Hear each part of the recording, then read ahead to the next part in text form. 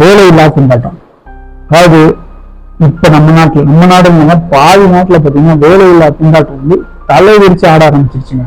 ஆனா அதெல்லாம் விட மோசம் இந்த வேலையில இருக்கிறவங்களோட திண்டாட்டம். அதாவது பாத்தீங்கன்னா 10 பேர் வேலையை வந்து ஒரு ஆள் செய்ய சொல்றது, அதே மாதிரி 20 பேர் பண்ண வேண்டிய வேலையை பாத்தீங்கன்னா ஒரு 2-3 பேரை வச்சு பண்ணிக்கிறது. இந்த அளவுக்கு வேலை ப்ரெஷர் வந்து அதிகமா இருக்கு. நான் சொல்றது வந்து கார்பரேட் கம்பெனிஸ் மட்டும் கிடையாதுங்க, கவர்மெண்ட் கம்பெனிஸும் சேர்த்து தாங்க சொல்றேன். உதாரணத்துக்கு பாத்தீங்கன்னா நம்ம தமிழ்நாடு ஸ்டேட் கவர்மெண்ட்ல பாத்தீங்கன்னா கிட்டத்தட்ட 8000 பேர் வந்து போன மாசம் வந்து ரிட்டையர் ஆயிருக்காங்க, ஓய்வு பெற்றிருக்காங்க. ஆனா அவங்களுக்கு எல்லாம் சப்ஸ்டியூட் ஆள் எடுத்தாங்களா? கிடையாது. இருக்கிறவங்க வச்சுதான் செய்ய போறாங்க, இருக்கிறவங்க தான் சாகணும். ஏன்னா அந்த அளவுக்கு வந்து வேலை ப்ரெஷர் வந்து அதிகமாயிருச்சு. எதுக்கு நம்ம தேவையில்லாம சம்பளம் கொடுத்து ஆள் எடுக்கணும், இருக்கிறவங்க வச்சு சாவடிக்கணும்னு சொல்லி அந்த அளவுக்கு வந்து வேலை பார்த்துக்கிட்டு இருக்கவங்களோட திண்டாட்டம் வந்து அதிகமா இருக்குங்க.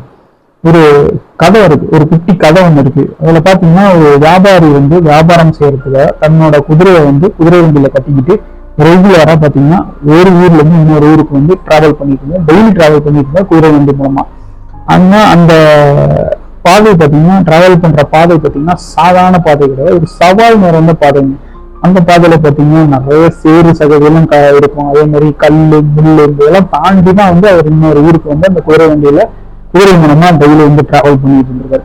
பட் அந்த குதிரை பாருங்க, அந்த வண்டியோட வெயிட், அந்த வியாபார பொருட்களோட வெயிட் எல்லாம் தாங்க முடியாம கஷ்டப்பட்டு தான் அந்த குதிரை வந்து அந்த பாதையை வந்து கடக்கும்.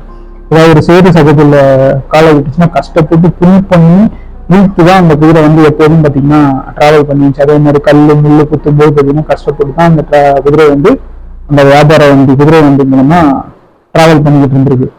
இவர் ஒரு நாள் பார்த்துட்டு இது என்ன குதிரை வந்து இவ்வளவு கஷ்டப்படுது, எப்படா இதை வந்து நம்ம வந்து ஈஸியாக்குறது அப்படின்னு சொல்லி யோசிச்சுட்டு என்ன பண்றான்னு பாத்தீங்கன்னா ஒரு சாட்டை வச்சிருந்தாரு இந்த குதிரையை அடிக்கிறதுக்கு. ஒரு 3 சாட்டையா வாங்கிடுறாரு. ஒரு சாட்டையில அடிச்சாதான் இந்த நகரம் இருக்குது, 3 சாட்டையா வாங்கி இந்த குதிரை அடிச்சோம்னா கண்டிப்பா குதிரை வந்து ஈஸியா போகும் அப்படின்னு சொல்லி 3 சாட்டையை வந்து அந்த குதிரையில வந்து அடிக்கிறாரு.